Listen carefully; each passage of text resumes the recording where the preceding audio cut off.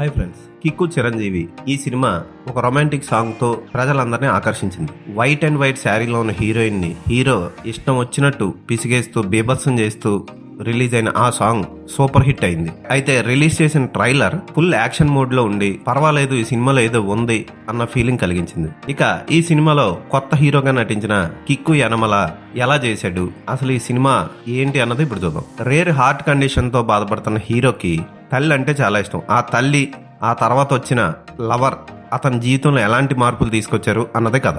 అంతకు మించి చెప్పడానికి కథ కూడా ఏం లేదు. రొటీన్ కథను తెరకెక్కించేటప్పుడు దానికి కొన్ని స్పెషల్ ఎలిమెంట్స్ యాడ్ చేస్తే చూసే ప్రేక్షకుడికి బోర్ ఫీల్ ఉండదు. అయితే దర్శకుడు అలాంటివి ఏమీ యాడ్ చేయలేకపోయాడు. మనం హీరోని చూస్తున్నప్పుడు హీరోలో విలనే కనపడుతూ ఉంటాడు. మనకి హీరోలో ఎక్కువగా విలనే కనపడుతూ ఉంటాడు. అతని ఫేస్ గాని, అతని ముక్కు గాని, అతని కళ్ళు గాని చూస్తూ ఉంటే అరే ఇతను విలన్ మెటీరియల్ లా ఉన్నాడే, హీరోగా ఎందుకు చేస్తున్నాడు అన్న ఫీలింగ్ కలుగుతుంది మనకి. హీరోయిన్ చూడడానికి చాలా బాగుంది. ఆమె చేయాల్సిన గ్లామర్ షో మొత్తం చేసింది.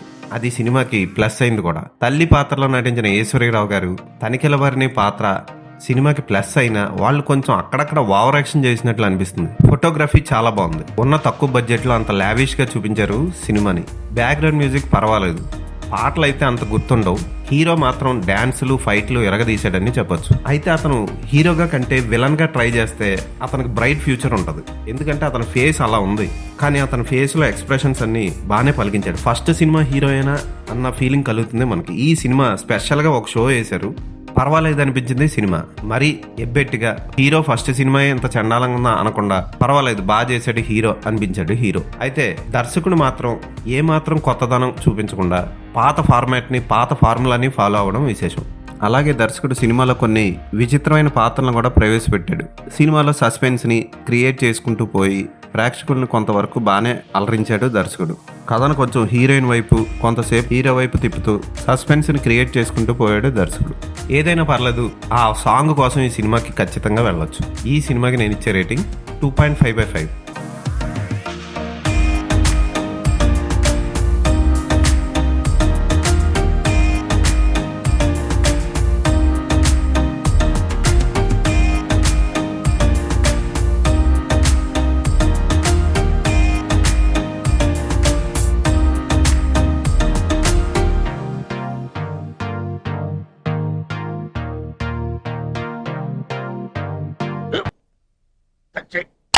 మన స్కూల్ బెంచ్ లాగా ఎంత గట్టిగా ఉందోరా. కొట్రా, కొట్టు, పర్లేదు, కొట్టు.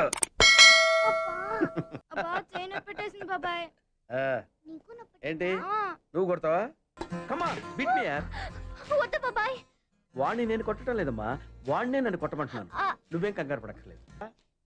అడుగుతావేంటి?